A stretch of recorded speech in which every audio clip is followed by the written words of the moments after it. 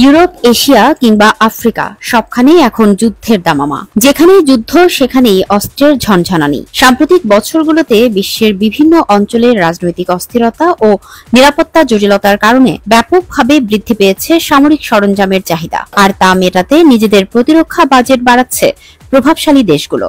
আর এই সুযোগে রমরমা অস্ত্র বাণিজ্য। 2020 থেকে 2024 সালের মধ্যে সর্বাধিক অস্ত্র রপ্তানিকারক দেশগুলোর তালিকা তৈরি করেছে সুইডেন ভিত্তিক গবেষণা সংস্থা Stockholm international piece research institute.